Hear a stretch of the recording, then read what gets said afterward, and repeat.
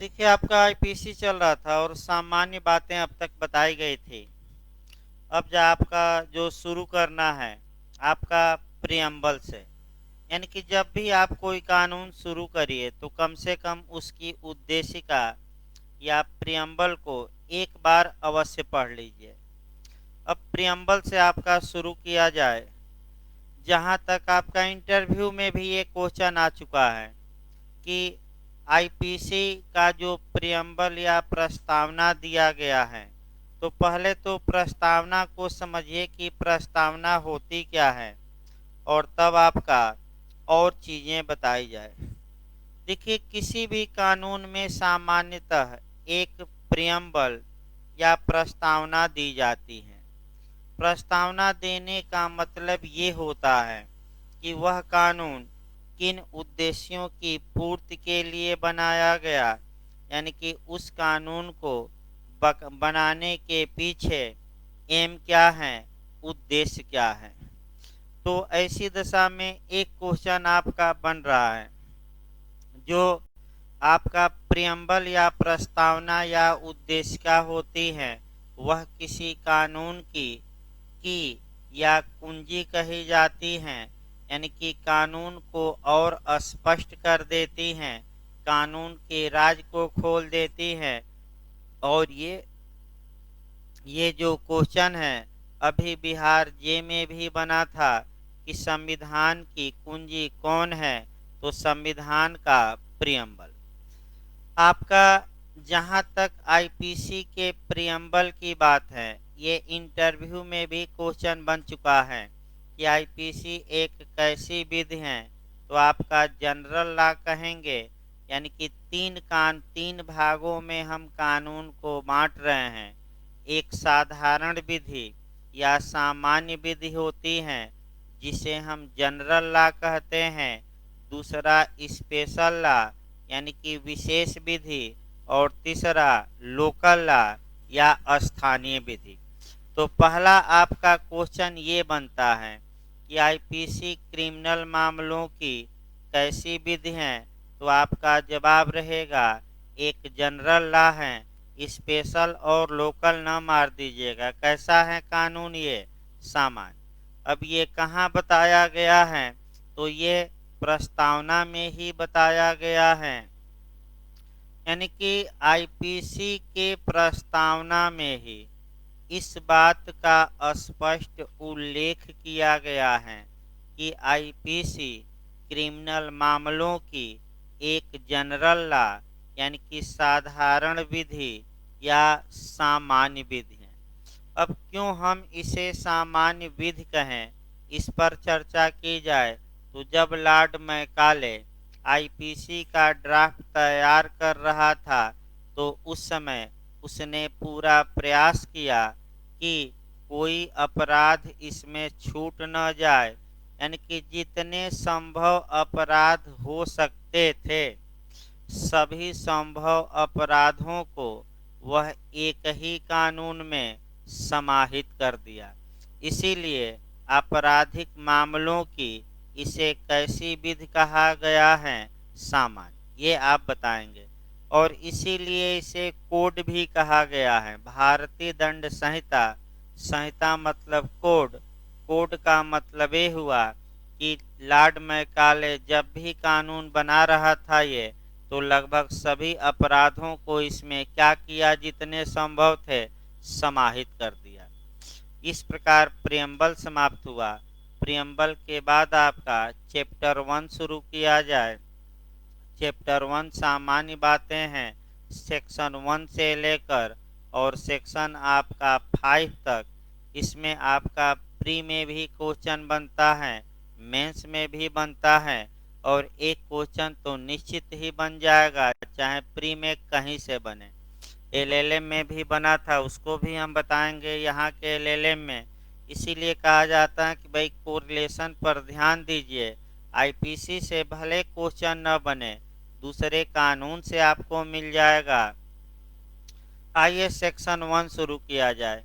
सामान्यतः किसी भी कानून का जो सेक्शन 1 रहता है, वह 2-3 बातें बताता है। उस कानून का शॉर्ट टाइटल यानी कि संक्षिप्त नाम उस कानून का एक्सटेंट मतलब क्षेत्रीय विस्तार, और तीसरा आपका बताता है कि किस तारीख को यह कानून इनफोर्स हुआ, किस तारीख को लागू हुआ या किस तारीख को प्रवर्तन में आया। आईपीसी भी अपवाद नहीं है। आईपीसी के सेक्शन 1 में यही 3 बातें बताई गई हैं और कुछ नहीं। तो तीनों बातों को एक एक लाइन समझा दिया जाए। आईपीसी का संक्षिप्त नाम क्या होगा? तो द इंडियन पेनल कोड 1860, यानी कि आपका भारतीय दंड विधान या भारतीय दंड संहिता 1860। एक हमारा कॉन्स्टिट्यूशन ही ऐसा कानून है जहां की नाम पहले आर्टिकल में न देकर लास्ट में दिया गया है। तो तुरंत एलएलएम का क्वेश्चन कि संविधान के किस भाग में संविधान का नाम दिया गया है? तो 22वें यानी कि 22।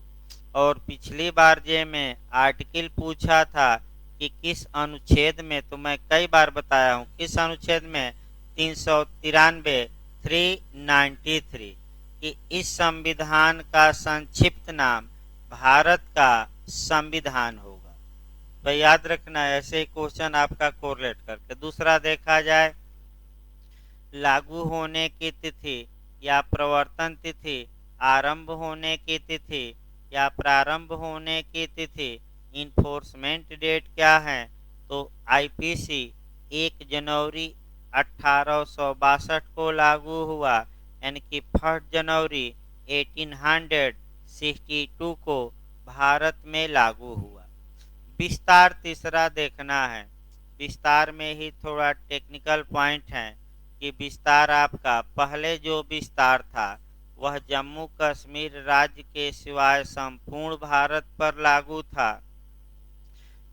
जम्मू कश्मीर में रणवीर दंड संहिता लागू थी, जिसके प्रावधान आईपीसी के ही समान थे, लेकिन 31 अक्टूबर 2019 ईस्वी को 370 अनुच्छेद में संशोधन किया गया, और नहीं, पहले ही संशोधन किया गया, और 31 अक्टूबर 2019 को 31 अक्टूबर 2019 को जम्मू कश्मीर में भी आईपीसी लागू कर दी गई।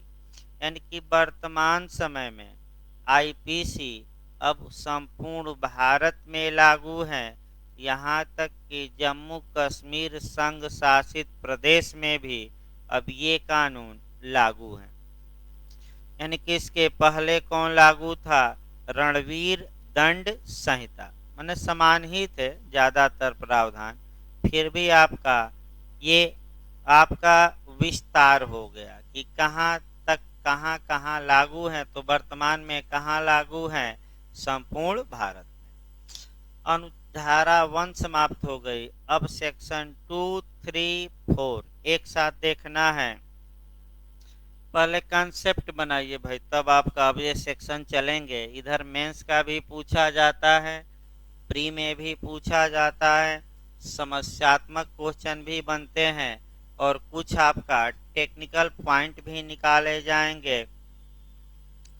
देखिए, आपका किसी भी कानून का हम विस्तार देखते हैं, आपका विस्तार देखते हैं। जहां तक एक्सटेंट या विस्तार की बात है, कोई भी कानून आपका या तो इंट्रा टेरिटोरियल होता है। इंट्रा टेरिटोरियल मतलब अंतः प्रादेशिक, याद रखिए, इंट्रा टेरिटोरियल यानी कि अंतः प्रादेशिक।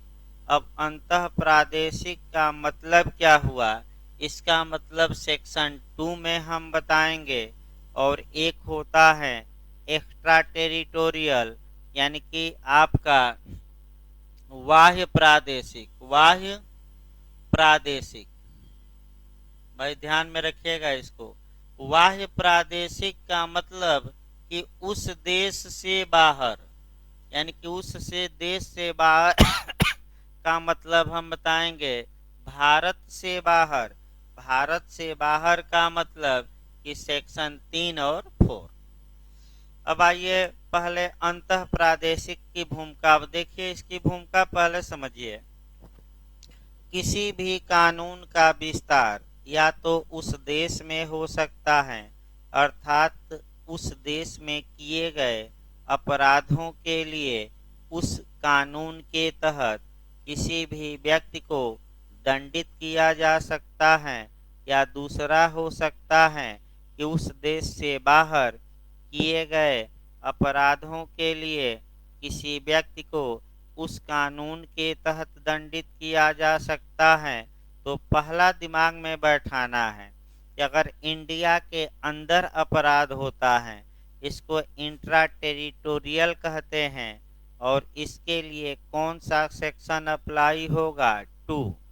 और एक्स्ट्रा टेरिटोरियल यानी कि भारत से बाहर या वाह्य प्रादेशिक क्षेत्राधिकारिता, इसके लिए जो अप्लाई होगा सेक्शन 3 और 4। पहले यानी कि क्वेश्चन प्री का भी बनाते रहा जाए कि आईपीसी लागू होती है भारत में किए गए अपराधों पर, भारत से बाहर किए गए अपराधों पर, दोनों, इनमें से कोई नहीं, तो क्या मार कर आएंगे? दोनों। अभी आपका शुद्ध रूप से एक एग्जाम में आपका बेयर एक्ट की हेडिंग दे दी गई थी। कई लोग कंफ्यूज भी थे कि राज्य क्षेत्रातीत अपराधों पर आईपीसी का विस्तार किस सेक्शन में है। तो हेडिंग तो याद रखिए किस सेक्शन में दिया है। स्पष्ट रूप से ये हेडिंग ही है कि राज्य क्षेत्रातीत, तो भाई किस सेक्शन में है? 2 में कि 3 में कि 4 में? 4 में। कई लोग फोन करके पूछ रहे थे, हम कम से कम पूछने से पहले आपका भी कर्तव्य है कि एक बार बेयर एक्ट क्या करते देख लेते। तो हम डिटेल में बताएंगे, समय भी लगेगा। यानी कि अंतः प्रादेशिक का मतलब ये हुआ कि भारत के भीतर, और वाह्य प्रादेशिक का मतलब क्या हुआ?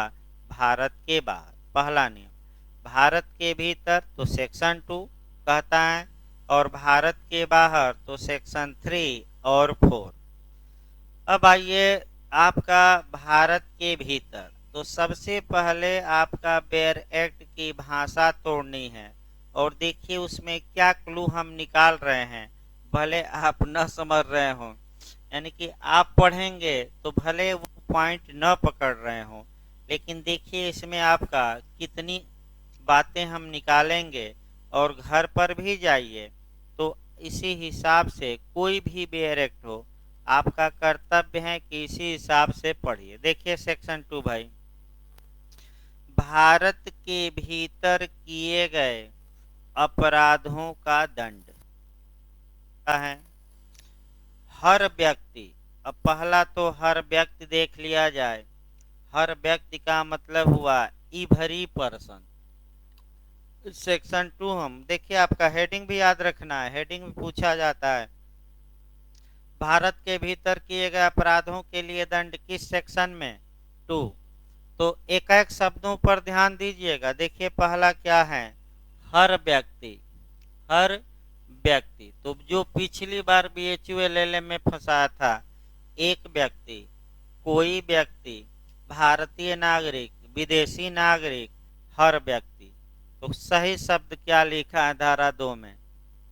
हर व्यक्ति। इसको हम आएंगे अभी, हर व्यक्ति को हम अभी बताएंगे आपका। हर व्यक्ति इस संहिता के उपबंधों के प्रतिकूल, यानी कि एवरी पर्सन, इस संहिता, देखिए शब्द अभी हम अलग अलग कर रहे हैं। इस संहिता, इस संहिता का मतलब कि कौन सी संहिता हम पढ़ रहे हैं? आईपीसी। इस संहिता के उपबंधों यानी कि प्रावधानों के प्रतिकूल यानी कि अगेंस्ट में, हर कार्य या लोप के लिए जिसका वह भारत में दोषी होगा, इसी संहिता के अधीन दंडनीय होगा।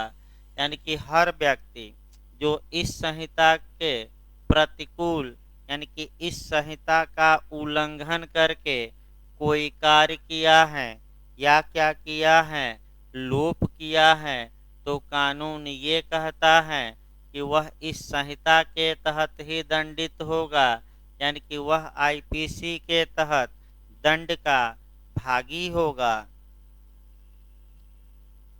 भारत के भीतर और एक और लिखा है कि कार्यालोप कहाँ किया गया हो, भारत के भीतर किया गया हो। और लास्ट शब्द और महत्वपूर्ण है, अन्यथा नहीं, यानी कि अन्यथा नहीं, यानी कि आपका ये शब्द काफी महत्वपूर्ण है। भले आप न पकड़ पा रहे हो, अन्यथा नहीं माने अदरवाइज नहीं, यानी कि अन्यथा नहीं, अन्यथा इसमें एक सिद्धांत समाहित है। अब एक एक शब्दों को देखिए, इतने ही शब्द सेक्शन 2 में हैं, लेकिन देखिए इन शब्दों को पढ़ते समय आपका दिमाग कैसे अप्लाई होना चाहिए। पहला शब्द हम आते हैं इवरी पर्सन। भाई पूछा जा चुका है, गलत ना हो, यही छोटी छोटी गलतियां लोगों को बाहर कर रही हैं। इवरी पर्सन यानी कि प्रत्येक व्यक्ति या हर व्यक्ति। हर व्यक्ति का मतलब क्या हुआ, विदेशी व्यक्ति हुआ कि भारतीय व्यक्ति कि दोनों, इसका मतलब हुआ दोनों।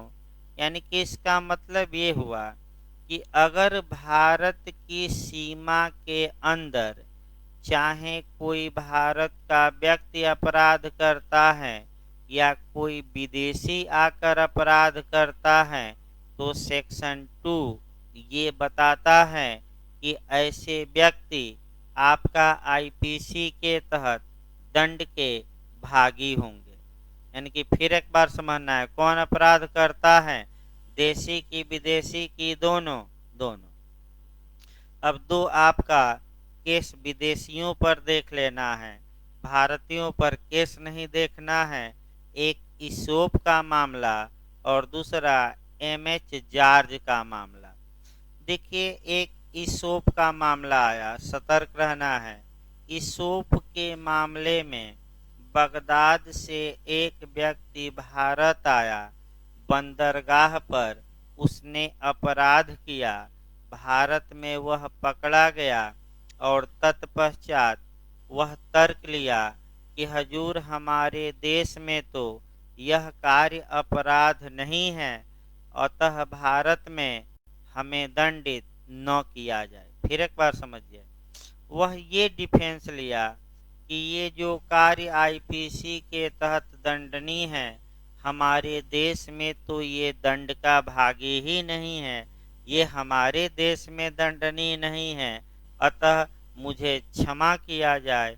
लेकिन न्यायालय ने कहा कि भले ही विदेश में वह अपराध दंडनीय न हो, अगर आईपीसी के तहत वह कार्य अपराध हैं और आप भारत में आए हैं, भारत में अपराध करते हैं, तो आप भारत में आईपीसी के तहत दंड के क्या होंगे, भागी। यानी कि पहला नियम ये मिला। फिर एक बार देखिए कि अगर कोई फॉरेन व्यक्ति है और भारत में अपराध करता है, तो ऐसी दशा में सेक्शन 2 अप्लाई होगा और जो ये घोषणा करता है कि ऐसा व्यक्ति भारत में आईपीसी के तहत दंड का क्या होगा, भागी। कौन सा केस बताया गया, इशोप का। दूसरा देखिए MH George versus State of Maharashtra. ये महत्वपूर्ण केस है, कई बार पूछा गया है। इशोप का नहीं पूछा गया है, लेकिन ये केस पूछा गया है। एमएच जॉर्ज पूरा नाम है मेयर हंस जॉर्ज। देखिए इस केस में हुआ क्या, और बहुत आपका टेक्निकल पॉइंट इसमें उठाया गया। 3-4 एंगल से ये केस पूछा जाता है, सभी एंगल भी तैयार रखना है। पहला देखा जाए, एक व्यक्ति विदेश से सोना लेकर आया और भारत के एयरपोर्ट पर वह पकड़ लिया गया। जितना सोना वह अपने साथ भारतीय कानून के तहत विदेश से भारत में ला सकता था, उससे अधिक सोना उसके पास पाया गया।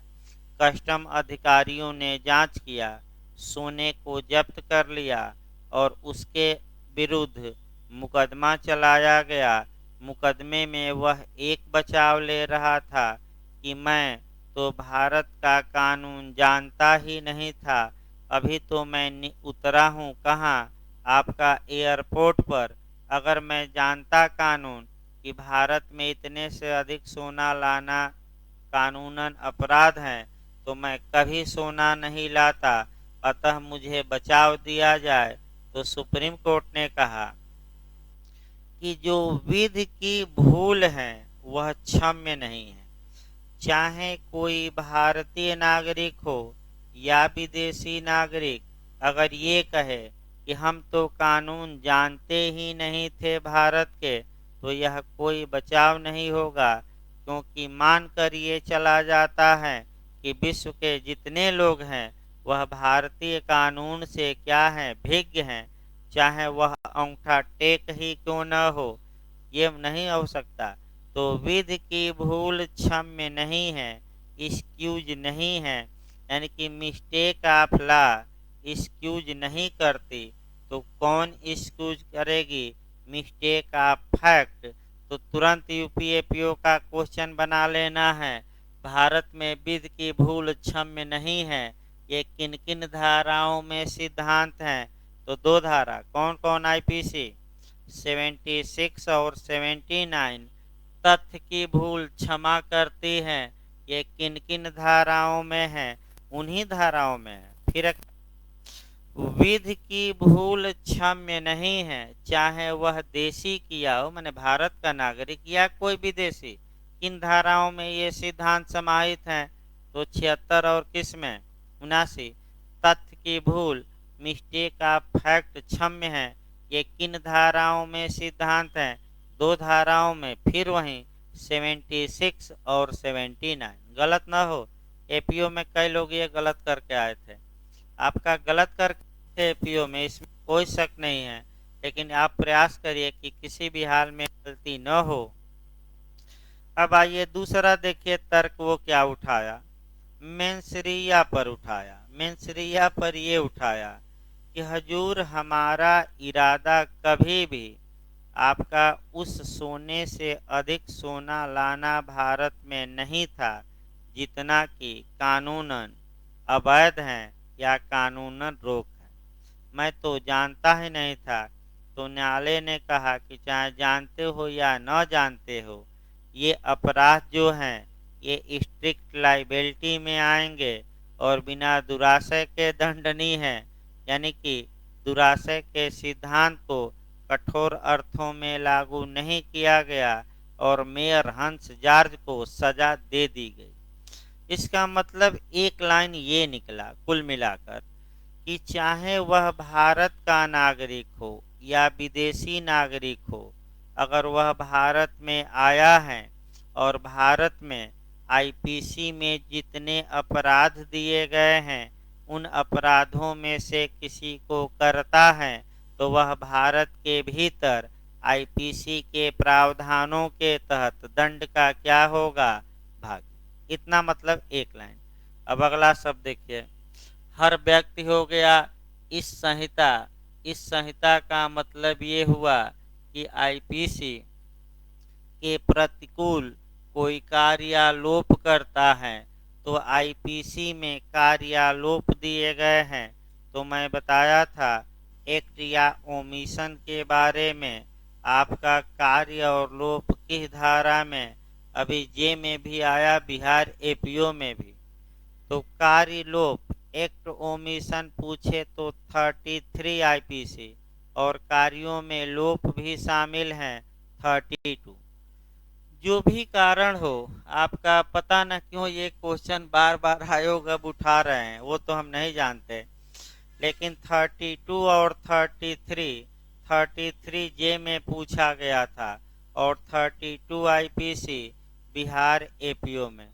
यही जो एक एक दो दो नंबर गलती हो जा रही हैं, यही लोगों को प्री से ही बाहर कर दे रही हैं।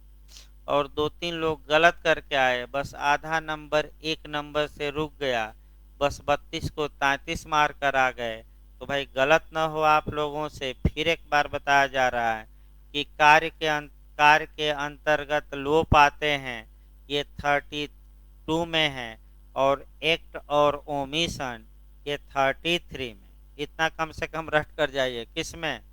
कार्य और लोप दे दे तो 33, और कार्य के अंतर्गत लोप शामिल है तो 32। कौन सा मारेंगे? 32। 2 बार बताया गया, गलत ना हो, दोनों जगह आ चुका है। अगला देखिए, इस संहिता आईपीसी के तहत प्रतिबंधित या जो प्रतिकूल कार्यालोप करता है। अब आइए, तो आईपीसी के प्रतिकूल कार्यालोप कहाँ से दंडनीय है, यानी कि आईपीसी में दंड कहाँ से शुरू होता है? तो 107, यानी कि दंड नहीं भाई, अपराध। आईपीसी में जो ऑफेंस की शुरुआत होती है, अपराध की शुरुआत होती है, वह 107 सेक्शन से होती है, जबकि पनिशमेंट या दंड की शुरुआत 109 से। अब पूरी कहानी देखिए। अर्थात चाहे वह भारतीय व्यक्ति हो या विदेशी व्यक्ति हो, अतः वह आईपीसी की धारा 107 से लेकर 511 के बीच में आने वाले किसी अपराध को करता है। और भारत में करता है कि भारत से हम अभी बाहर बता रहे हैं, भारत में कहाँ करता है? भारत में। तो सेक्शन 2 कहता है कि वह आईपीसी के तहत ही दंड का क्या होगा? भागी। अब अगला ये भाई, इस संहिता के अधीन कार्य प्रतिकूल कार्यालोप। तो प्रतिकूल कार्यालोप का मतलब कि कोई अपराध करे तो अपराध कहाँ से कहाँ तक है? 107 से लेकर कहाँ तक? 511। तो ऐसी दशा में भारत के भीतर करता है, तो आपका भारत के भीतर देखा जाए, जहां तक इंडिया की बात है, भारत का मतलब क्या हुआ? तो ये एक लोग इंटरव्यू में भी पूछा गया, और जहां जहां इंडिया की परिभाषा दी गई है, जिस रूप में दी गई है, 2-3 कानून आप निश्चित रूप से दिमाग में बैठाएंगे। इंटरव्यू में ये पूछा गया था कि कॉन्स्टिट्यूशन में भारत शब्द का प्रयोग कहाँ किया गया है? तो आर्टिकल 1 के क्लाज 1 में कहाँ किया गया है? पहला ही शब्द है भारत, अर्थात इंडिया। यूनियन ऑफ स्टेट होगा, राज्यों का संघ होगा। फिर क्वेश्चन, भारत में परिसंघ कहाँ यूज किया गया? संविधान में कहीं नहीं। तो राज्यों का संघ दिया गया कि परिसंघ? राज्यों का संघ। तो याद रखिएगा, ये भी खूब पूछा जा रहा है। आईएएस में पूछा है कि फेडरल शब्द का यूज संविधान में कहाँ है? कहीं नहीं है। तो यूज किसका है? यूनियन ऑफ स्टेट, यानी कि राज्यों का संघ। तो पहला आया कि इंडिया की परिभाषा या भारत की परिभाषा कहाँ दी गई है? तो अनुच्छेद 1 के क्लाज 1 में। भारत का मतलब क्या हुआ? तो वे राज्य भारत में शामिल माने जाएंगे जिनका उल्लेख संविधान के प्रथम अनुसूची में किया गया है। तो आर्टिकल 1 जब भी पढ़िए, उसी के साथ कौन सा शेड्यूल पढ़ना है? 1। राज्यों का नाम है स्पष्ट रूप से। अगला देखिए, जहां तक सीआरपीसी की बात है, सीआरपीसी में भारत की परिभाषा 2F में दी गई है। किसमें? 2F में। और जहां तक आईपीसी की बात है, आईपीसी के सेक्शन 18 में 18 में भारत को परिभाषित किया गया है। लेकिन अब चूंकि सेक्शन 1 से ही चेंजिंग आ गई है कि वर्तमान में आईपीसी के लिए भारत का मतलब संपूर्ण भारत और जम्मू कश्मीर संघ शासित प्रदेश को अनुच्छेद धारा 1 से क्या कर दिया गया? बाहर। यानी कि भारत का मतलब वर्तमान में हुआ कि संपूर्ण भारत। अब ये संपूर्ण भारत, तो भारत के नीचे की पृथ्वी, भारत के ऊपर का आकाश, और समुद्र में 12 नॉटिकल मील। याद रखिएगा, समुद्र में कितना नाटिकल मील, 12। जमीन के नीचे का भाग भी भारत का, ऊपर का भाग भी भारत का, और सतह का भाग भी किसका, भारत का। ये ना कह दिए कि ऊपर का दूसरे का है, क्योंकि समस्या हम बनाएंगे आपका।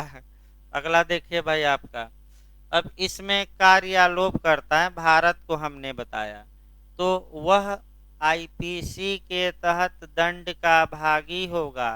तो आईपीसी में पनिशमेंट की शुरुआत कहाँ से होती है, तो सेक्शन 109।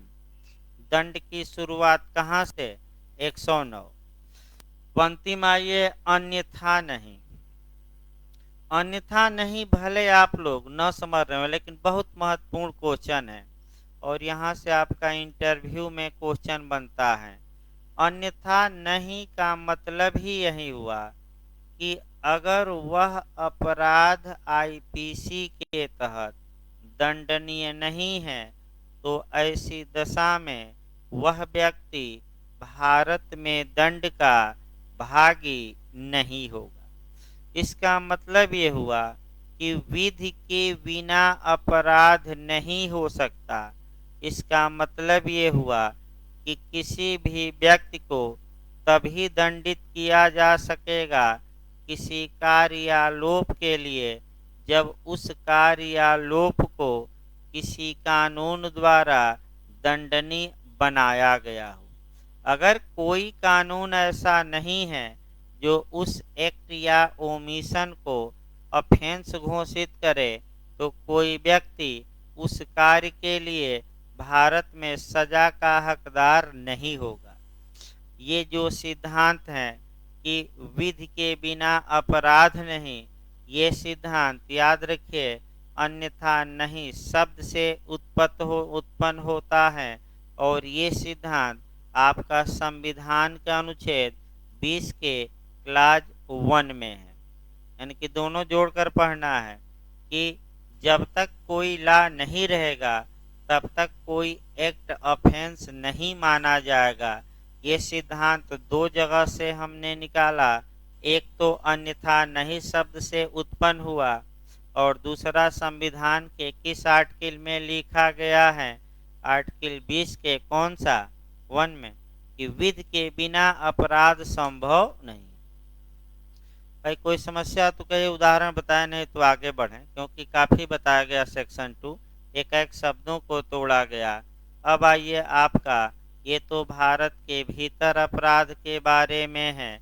अब एक क्वेश्चन यहाँ बनता है कि एक व्यक्ति आपका मान लीजिए कि नेपाल की सीमा में है, और नेपाल की सीमा के उस पार से भारत को एक व्यक्ति को निशाना बनाते हुए गोली चलाता है, और भारत में एक व्यक्ति की हत्या कर देता है, तो क्या ये भारत में अपराध माना जाएगा कि विदेश में, और सेक्शन 2 लागू होगा कि 3 और 4? बताइए, भारत में माना जाएगा कि विदेश में? विदेश में नहीं भाई, भारत में। सेक्शन 2 अप्लाई होगा। फिर एक बार देखिए, अगर कोई व्यक्ति विदेश में है और भारत में किसी व्यक्ति पर हमला करता है, जैसे बॉर्डर का मामला, भाई लाइनें तो है ना, बॉर्डर के उस पार बॉर्डर के इस पार, बाघा बॉर्डर पर देखिए तो एक लाइन खींची गई है, लाइन के उस पार वो, इस पार ये, तो कर ही सकता है उधर से। तो ये कल्पना की जाती है, वास्तव में भारत में नहीं किया, विदेश से ही किया है, लेकिन कानून ये मान लेता है कि उसने भारत में ही अपराध किया है, और आपका सेक्शन 2 क्या होगा, अप्लाई। पर याद रखिएगा, फिर एक बार, बॉर्डर के उस पार से ऐसा समस्या बना है तो विदेश में ना अपराध करा दीजिएगा, कहाँ करा दीजिएगा, भारत में। आइए अब सेक्शन 3 और 4 को देखा जाए। सेक्शन 3 और 4 एक्स्ट्रा टेरिटोरियल जुरिडिक्शन, यानी कि बाह्य प्रादेशिक क्षेत्राधिकार को प्रावधानित करती हैं। बाह्य प्रादेशिक क्षेत्राधिकार का मतलब भारत से बाहर किए गए अपराधों के बारे में प्रावधानित करती हैं। सेक्शन 3 और 4, और दोनों सेक्शनों में केवल यही बात समाहित है कि कोई व्यक्ति कुछ दशाओं में यदि भारत से बाहर अपराध करता है तो वह व्यक्ति भारत में दंड का भागी होगा। लेकिन आपका दंड का भागी होगा ये सामान्य सिद्धांत सेक्शन 3 में है और उन विशेष परिस्थितियों का उल्लेख सेक्शन 4 में किया गया है जब वह भारत में दंड का भागी होगा। यानी कि इसको हम डिटेल में बताएंगे शब्द से, लेकिन अभी कंसेप्ट बनाइए। सेक्शन 3 में ये इंटरव्यू में पूछा गया, एक जनरल रूल दिया गया है कि कोई व्यक्ति विदेश में अपराध किया, अगर वह भारत में विचारण का पात्र है तो भारत में आईपीसी के तहत भारत में सजा का हकदार होगा। अब कब भारत में विचारण का पात्र है ये 3 नहीं बताएगी, ये स्पेशलाइज किसमें किया गया है 4 में। ये इंटरव्यू में अभी हम और बताएंगे, लेकिन आपका भारत के बाहर के लिए पहले कुछ कोरिलेट करना पड़ेगा आपको। यानी कि जब भी सेक्शन 3 और 4 आप पढ़िए तो डायरेक्ट आप सेक्शन न पढ़िएगा। मैं बता दूं, डायरेक्ट सेक्शन न पढ़िए। इसके लिए आपका कुछ बातें पहले पढ़नी पड़ेंगी और देखिए कौन कौन सी बातें कोरिलेट करनी पड़ेंगी। पहला आपका अनुच्छेद 245 का क्लास 2, ये आईएएस में प्री में बना है, जे में अभी नहीं बना है लेकिन आईएएस में प्री में ये बना है। तो संविधान का कौन सा अनुच्छेद हम पढ़ेंगे 245 का क्लास 2। इसके बाद आपका आईपीसी पढ़ी जाएगी और आईपीसी में 3 और 4 पहले लिख दें तब समझा जाए। फिर आपका सीआरपीसी पढ़ना पड़ेगा। सीआरपीसी बोलिए ना भाई, सीआरपीसी में जो सेक्शन पढ़ना है 166 ए पढ़ना है। इसके बाद आपका 188 पढ़ना है, 189 पढ़ना है। कम से कम 3 सेक्शन, एक और सेक्शन पढ़ा दिया जाए, 166 बी पढ़ना है, यानी कि कम से कम 4 सेक्शन पढ़ना है। इसी के साथ और आप पढ़ना चाहते हैं तो 105 और 105 ए पढ़ सकते हैं। यानी कि सीआरपीसी की कितनी धाराएं तैयार करके जाना है 6। इसके बाद आपका साक्ष्य अधिनियम पढ़ना है। साक्ष्य अधिनियम लेक्स फोरी है, कैसी लेक्स फोरी, ये पढ़ना है। आइए, एक आईपीसी तो लास्ट में हम पढ़ाएंगे, पहले आप कुछ को रिलेट करिए और जब भी पढ़िएगा कॉन्स्टिट्यूशन से उठाइएगा। देखिए कैसे क्वेश्चन बना था आईएएस में, हमें वो भी गौर करना है। क्वेश्चन का मॉडल देखा जाए अच्छे से। देखिए भारत, हाँ, ये जो चल रहा है ये आपका हम बता रहे हैं कि कोई व्यक्ति विदेश में अपराध किया हो तो क्या भारत में वह सजा का हकदार आईपीसी के तहत होगा कि नहीं, ये हम बताना चाह रहे हैं। इस बारे में तमाम नियम हैं और अन्य कानूनों में जो नियम हैं पहले हम उसको बता रहे हैं और तब आईपीसी का सेक्शन 3 और 4 और तब दोनों में थोड़ा अंतर, लेकिन पहले नियम जाना जाता है। देखिए सामान्य नियम ये हैं कि एक देश में अपराध अगर किया जाता है तो उस देश को अधिकारता होती है। अगर विदेश में कोई अपराध होता है तो उन अपराधों पर किसी देश की अधिकारता नहीं होती। लेकिन इस सामान्य नियम के अपवाद हैं कि कुछ दशाओं में अगर विदेश में भी अपराध होता है तो उस देश में जहाँ के अपराध नहीं हुआ है कुछ दशाओं में उस देश को भी अभियुक्त को दंड देने की क्षमता होती है। तो पहला क्वेश्चन अनुच्छेद आपका 245 के क्लास 2 से उठाया जाए। अनुच्छेद 245 का क्लास 2 बताता है कि ऐसी संसद द्वारा बनाई गई ऐसी कोई विधि इलीगल या अवैध नहीं होगी। इस आधार पर, इस कारण से अवैध नहीं होगी कि वह भारत के बाहर लागू होती हैं, प्रवर्तित होती हैं। इसका मतलब ये हुआ कि अगर हमारी पार्लियामेंट कोई ऐसा लॉ बनाती है जो भारत की सीमा के कहाँ लागू होता है, बाहर, तो वह कानून वैध होगा, शून्य नहीं होगा। ये कौन सा आर्टिकल बताता है? अनुच्छेद 245 का कौन सा खंड? 2। अब देखिए आईएएस में क्या बना था। कौन प्राधिकारी ऐसा सक्षम है जो ऐसा कानून बना सके जो भारत के बाहर लागू हो? दिया था संसद, राज्य विधानमंडल, दोनों, इनमें से कोई नहीं। तो हम क्या बताइए तो कौन इसमें सही होगा? राज्य विधानमंडल बना सकता है कि नहीं? भाई फिर हम बता रहे हैं कि राज्य विधानमंडल को पावर नहीं है, यानी कि यूपी विधानमंडल ऐसा कानून नहीं बना सकता जो भारत के कहाँ लागू हो, बाहर नहीं बना सकता। कौन केवल बना सकता है? आपका पार्लियामेंट या संसद।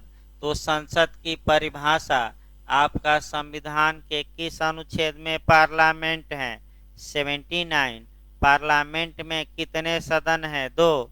और पार्लियामेंट के अभिन्न अंग कौन है? सदन तो नहीं है, प्रेसिडेंट, लोकसभा, राज्यसभा। और आपका ये 2 सदन और प्रेसिडेंट या राष्ट्रपति अभिन्न अंग है, सदन नहीं है। यानी कि 3 सदन मार दीजिएगा। आपका संसद के कितने सदन? 2। और संसद के अंग कितने हैं? तो 3। और सदन, संसद किससे मिलकर बनती है? लोकसभा, राज्यसभा, राष्ट्रपति, उपर्युक्त सभी। हाँ, उपर्युक्त सभी। चलिए सही भाई, ये आगे देखिए। यानी कि एकदम कंसेप्ट क्लियर रही है। जीएस में, आईएएस में भी फिर हम बता दें बनाए क्वेश्चन, और ये क्वेश्चन गलत न हो। अब आइए, अगर भारत से बाहर ऑफेंस हुआ है तो आईपीसी की धारा 3 और 4 कहती है कि कुछ दशाओं में ऐसा व्यक्ति आईपीसी के तहत सजा का हकदार होगा। वो दशाएं अलग अलग बताई जाएंगी, क्या है क्या नहीं, लेकिन 3-4 तो हमें पढ़ाना ही डिटेल में। अब आगे देखा जाए सीआरपीसी। सीआरपीसी में 6 सेक्शन रट्टा मार कर जाइएगा। हमें लगता है कि उत्तराखंड प्री में यहीं से कम 2 क्वेश्चन मिल सकते हैं जो हम सेक्शन लिखे हैं, क्योंकि उत्तराखंड का इतिहास गवाह है कि इन सेक्शनों में से 1 या 2 सेक्शन पूछा जाता है। कम से कम 1 तो मिलना ही तय है, अधिकतम 2 भी मिल सकता है। एक लाइन याद रखिए, अगर भारत के बाहर इन्वेस्टिगेशन कराना है, अन्वेषण कराना है, तो क्या जारी होगा, ये पूछा जाता है। तो धारा 166A के तहत लेटर ऑफ रिक्वेस्ट, यानी कि भारत के न्यायालय लेटर ऑफ रिक्वेस्ट जारी करेंगे, अनुरोध पत्र जारी करेंगे। इंग्लिश वर्जन जरूर याद रखिए। देखिए क्या क्या पूछा है। क्या जारी होगा? पत्र जारी होगा, समन जारी होगा, वारंट जारी होगा, अनुरोध पत्र जारी होगा। क्या जारी होगा? अनुरोध पत्र। ये रट कर जाइए। अब विदेश 166 हमने बताया, भारत से बाहर अन्वेषण के लिए। अगर विदेश से भारत में इन्वेस्टिगेशन के लिए आता है तो विदेशी न्यायालयों द्वारा भी 166B के तहत सीआरपीसी लेटर ऑफ रिक्वेस्ट जारी होगा। यानी कि इधर से भी लेटर ऑफ रिक्वेस्ट, उधर से भी, तो इधर से भेजवा दीजिए 166A, और उधर से आएगा तो 166B। बार बार क्वेश्चन बनता है, गलत न हो। अगला ये आपका 188 खूब क्वेश्चन बनता है। अगर भारत से बाहर अपराध किया गया है तो भारत में उसके लिए इंक्वायरी और ट्रायल यानी कि जांच और विचारण का स्थान क्या होगा, अर्थात किस स्थान के कोर्ट द्वारा ऐसे अपराध की जांच और विचारण किया जाएगा, यानी कि भारत में किस स्थान के न्यायालय में अभियुक्त के विरुद्ध मुकदमा चलेगा, इसका निर्धारण किस सेक्शन से किया जाएगा, 188। तो भारत से बाहर किए गए अपराधों के लिए इंक्वायरी और ट्रायल का प्लेस किस सेक्शन में, सीआरपीसी के 188। तो एक लाइन याद रखिए, भारत में जहां वह पाया जाए और लेकिन केंद्रीय सरकार की पूर्व अनुमति, दो ही शब्द याद रखें। मान लीजिए कि इंग्लैंड में एक व्यक्ति अपराध किया, प्रयागराज में मान लीजिए वह उतरा स्टेशन पर और पुलिस ने पकड़ लिया, तो उसके खिलाफ जांच विचारण किस स्थान के न्यायालय द्वारा, तो जहां वह पाया जाए भारत में, तो कहां पा लिया गया है, प्रयागराज में, तो मुकदमा कहां चलेगा उसके खिलाफ, प्रयागराज में, भले वह कहां अपराध किया हो, विदेश में। लेकिन सतर्क रहना है, किसकी पूर्व मंजूरी से, राज्य सरकार की, केंद्रीय सरकार किस सेक्शन में, 88। भाई रटिए। अब आइए, ये भी खूब पूछा जाता है, भारत से बाहर एविडेंस कलेक्ट करने के लिए कौन सा सेक्शन बना है, 189। फिर एक बार समझिए, भारत से बाहर साक्ष्य एकत्र करने के लिए क्या जारी होगा 189 में, कमीशन। अब लेटर न मार दीजिएगा, क्या, आयोग या कमीशन, 189। अब आपका दो धाराएं बची, ये धारा आपका झारखंड में पूछी गई और ये आपका यूपी में आ चुका है क्वेश्चन। 105 में है रिसिप्रोकल। रिसिप्रोकल मतलब कि पारस्परिक, पारस्परिक माने व्यतिकारी। तो व्यतिकारी राज्य क्षेत्र के बारे में प्रावधान सीआरपीसी की धारा 105 में है। व्यतिकारी समझिए भाई, रिसिप्रोकल, जब दो देश आपस में ये वादा करते हैं कि हमारे अभियुक्त को आप हैंड ओवर कर दीजिएगा और आपके अभियुक्त को हम कर देंगे, तो इसी को रिसिप्रोकल कहते हैं। यानी कि, और ये कॉन्ट्रैक्ट में भी पूछा गया झारखंड में, रिसिप्रोकल प्रामिज या व्यतिकारी वचन संविधान नियम में जाकर तो 2F में दिया गया है। किसमें, 2F कॉन्ट्रैक्ट में रिसिप्रोकल प्रामिज जब दोनों तरफ से वादे हों कि एक तरफ से, भाई किसकी ओर से वादा हो, तो वादा एक करा दिया जाए कॉन्ट्रैक्ट में। ए कहता है कि मैं तुम्हें गाय बेचूंगा और बी कहता है कि हम 1000 रुपया देंगे, तो बताइए एक तरफ से वादा हुआ कि दोनों तरफ से। ए ने क्या देने का वादा किया है, गाय, और बी ने 1000। इसी को हम क्या कहेंगे, रिसिप्रोकल प्रामिज या वचन। तो व्यतिकारी आपका राज्य क्षेत्र कहाँ है, सीआरपीसी 105। रट्टा मार कर जाइए, हर हाल में आता है ये। मैं यूपी एपीओ में 2 बार आ चुका है और अभी झारखंड एपीओ में आया था कि संविदाकारी राज्य यानी कि कॉन्ट्रैक्टिंग आपका स्टेट कहाँ है, या जिनके बीच आपस में कॉन्ट्रैक्ट हुआ है, तो वह कहाँ है, 105A। भरमा दिया था, थोड़ा एक कदम आगे बढ़ गया था यूपी से, लोग समझे 105 में है, मार दिए 105, लेकिन संविदाकारी पूछे तो 105A मारिए, और अगर व्यतिकारी पूछे तो 105। इस प्रकार आपका सीआरपीसी में क्या नियम है ये बताया गया। अब हमें एविडेंस में क्या देखना है, लेक्स फोरी, धारा 3, 4 आईपीसी पढ़ते समय देखिए, भारतीय साक्ष्य अधिनियम अभी बिहार में पूछा भी गया था, उत्तराखंड में ही पूछा गया कई बार। लेक्स फोरी है कि लेक्स लोसी है? लेक्स फोरी। लेक्स मतलब ला और फोरी मतलब कि फोरम यानी कि प्लेस यानी कि स्थान विशेष की विधि। स्थानीय ना मार दीजिएगा, स्थान विशेष की विधि यानी कि आपका स्थान विशेष की विधि का मतलब क्या हुआ ये समझिए। अगर कोई घटना विदेश में हुई है और अभियुक्त के विरुद्ध मुकदमा भारत में चल रहा है तो ऐसी दशा में अभियुक्त के दोष को भारतीय साक्ष्य अधिनियम के प्रावधानों के तहत साबित किया जाएगा। इसका मतलब कि अगर कोई व्यक्ति इंग्लैंड में अपराध किया, भारत में उसके खिलाफ मुकदमा चल रहा है, तो भारतीय साक्ष्य अधिनियम के अनुसार उसके दोष को साबित किया जाएगा भारत में कि इंग्लैंड के साक्ष्य अधिनियम के अनुसार। भारत के कि इंग्लैंड के? सीआरपीसी की प्रक्रिया इंग्लैंड की चलेगी कि हमारी? हमारी। इसी को हम क्या कहते हैं एक लाइन में? लेक्स फोरी। यानी कि जिस स्थान के न्यायालय में कार्यवाही चल रही है उस स्थान पर जो कानून प्रचलित है उसी कानून के अनुसार इंक्वायरी और ट्रायल चलाया जाएगा, न कि जहां अपराध हुआ है। ये दिमाग बैठा लीजिए।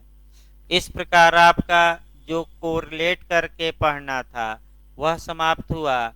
अब आइए सेक्शन 3 उठा जाए। देखिए अब बेरक की भाषा।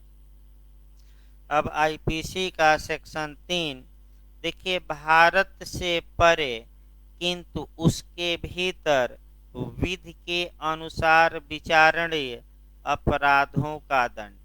यानी कि सबसे पहले तो ये देखना है हेडिंग में कि जो अपराध किया गया हो, अपराध भारत के भीतर नहीं बल्कि भारत के क्या किया गया हो, बाहर किया गया हो, लेकिन ऐसा अपराध है जो भारत में जिसके लिए क्या चल सकता है, विचारण चल सकता हो, तो ऐसी दशा में ऐसा व्यक्ति भारत में दंड का क्या होगा? भागी। हेडिंग पहले समझिए। यानी कि हेडिंग ये बताती है कि जो भी ऑफेंस किया गया हो वह भारत से बाहर किया गया हो। ऑफेंस या अपराध ऐसा होना चाहिए कि जो अभियुक्त भारत से बाहर अपराध किया है उस अपराध के लिए भारत में उसके खिलाफ मुकदमा चलाया जा सकता हो। तो अगर चलाया जा सकता है यानी कि भारत में उसका ट्रायल किया जा सकता है तो कानून कहता है यानी कि आईपीसी की धारा 3 कहती है कि वह भारत में आईपीसी के तहत दंड का क्या होगा? भागी।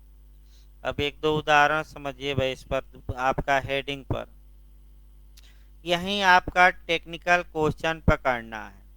सेक्शन 3 एक जनरल रूल बताता है और ये बताता है कि अगर भारत से बाहर कोई व्यक्ति अपराध किया है तो क्या अब ये देखा जाएगा कि क्या भारत में उसके खिलाफ मुकदमा चलाया जा सकता है। अब चलाया जा सकता है कि नहीं ये धारा 3 निर्धारित नहीं करती बल्कि 4 करती है। यही पॉइंट पकड़ना है। यानी कि सेक्शन 3 में भारत से बाहर किए गए अपराधों के लिए एक सामान्य बात बताई गई है, जबकि उसको स्पेशलाइज किया गया है सेक्शन 4 में। यानी कि सेक्शन 4 हमें उस कंडीशन को बताएगा, उस स्थिति को बताएगा जब कोई व्यक्ति विदेश में अपराध किया है लेकिन भारत में दंड का भागी होगा। अर्थात आप ये भी कह सकते हैं कि धारा 3 एक घोषणात्मक धारा है जो ये घोषणा करती है कि विदेश में अपराध किया है, अगर भारत में वह विचारण का पात्र है तो भारत में सजा पाएगा। अब पात्र कब होगा, इसके लिए स्पेशल प्रावधान किस सेक्शन में किए गए हैं? 4 में। अगर 4 की कंडीशन लागू है तो 3 के तहत वह विचारण का क्या होगा? पात्र। अब आइए देखा जाए, आपका 2-3 उदाहरण यही समझना है। देखिए भाई, आपका 2-3 उदाहरण यहाँ समझना है। ये एक व्यक्ति है और ये इंग्लैंड जाता है, ध्यान समझिएगा। इंग्लैंड जाता है और इंग्लैंड में चोरी करता है। तत्पश्चात वह भारत भाग कर आ जाता है। तो ऐसी दशा में अब ये देखा जाएगा, देखिए पहला नियम ये देखा जाएगा कि जो कार्य वह इंग्लैंड में किया है, क्या वह आईपीसी के तहत किसी सेक्शन में अपराध घोषित किया गया है कि नहीं? पहला नियम, अगर आईपीसी के किसी सेक्शन में ए ने जो विदेश में कार्य किया है वह कार्य अपराध है, तो कानून कहता है सेक्शन 3 कि वह भारत में विचारण होगा और आपका वह दंड पाएगा। अब विचारण का पात्र था कि नहीं, यानी कि ए ने जो विदेश में अपराध किया है, क्या उस अपराध के लिए भारत में वह विचारण का पात्र है? इसका निर्धारण सेक्शन 4 से होगा, क्योंकि स्पेशल नियम किस सेक्शन में है? 4 में। असामान्य नियम किस में है? 3 में। ये याद रखना है, थोड़ा कठिन जरूर है। अब यहाँ जो आपका देखना है कि अगर वह कार्य इंग्लैंड में अपराध है लेकिन भारत में अपराध नहीं है, तो वह भारत में विचारण का पात्र नहीं होगा। फिर एक नियम बनाइए, अगर वह कार्य इंग्लैंड में तो अपराध कानूनन है लेकिन भारत में कानूनन अपराध नहीं घोषित किया गया है, तो ऐसा व्यक्ति क्या भी भारत में विचारण का पात्र होगा कि नहीं? दंड का हकदार होगा कि नहीं? नहीं होगा। क्यों? क्योंकि विधि के बिना अपराध नहीं हो सकता।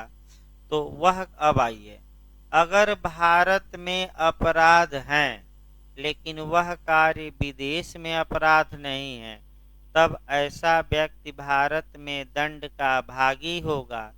यानी कि जो कार्य वह विदेश में किया है, पहला नियम दिमाग में बैठाना है कि वह कहाँ अपराध घोषित किया गया हो, वह कार्य भारत में कि विदेश में।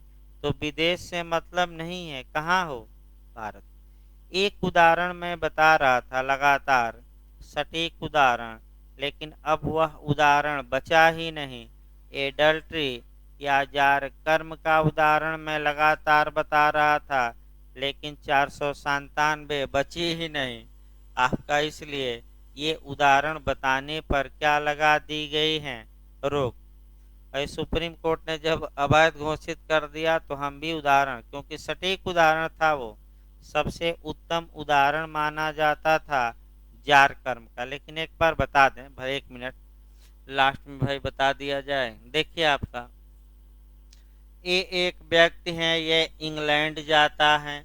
इंग्लैंड में बी की पत्नी सी के साथ एडल्ट्री या जार कर्म का अपराध करता है। अब पूछा ये जाता था कि क्या इंग्लैंड में जार कर्म अपराध नहीं है, तो इंग्लैंड में तो इसके खिलाफ मुकदमा नहीं चलेगा। लेकिन भारत में आईपीसी की धारा 497 में ये क्या है? अपराध था, अब नहीं है। तो क्या भारत में इस सजा का हकदार होता कि नहीं? होता। लेकिन 2018 के बाद जोसेफ साइन वर्सेस भारत संघ के केस में दिए गए निर्णय के कारण अब ये वर्तमान में ऑफेंस है कि नहीं है? नहीं है। लेकिन सिविल मामलों में अभी बचा है। भरण पोषण इत्यादि में बचा है, ये नेट में पूछा गया था। सब जगह से समाप्त नहीं किया गया, केवल किस कैटेगरी से बाहर किया गया है, अपराध से। अभी भी ये हिंदू मैरिज एक्ट की धारा 13 में डाइवोर्स का आधार है, और अगर जारता की दशा में लगातार पत्नी रह रही है तो सीआरपीसी की धारा 125 में अभी भी मेंटेनेंस से इनकार करने का आधार बचा है। तो केवल यहाँ से हटा है आपका, माने ये नेट में क्वेश्चन आया था। बहुत अच्छा, कई लोग गलत करके पूछ रहे थे, जबकि हम तो कई बार कोरिलेट करके ही बता देते हैं। यानी कि लगभग आज 20-25 सेक्शन और अनुच्छेद बताए गए, और प्रयास ये करना है कि आपको ये सब तैयार करना है। भाई कल और क्लास चलेगी भाई, थोड़ा आपका तबीयत भी थोड़ा नासाज हो गई, हल्का सा मौसम चेंज हो रहा है, तबीयत ठीक हो रही है, फिर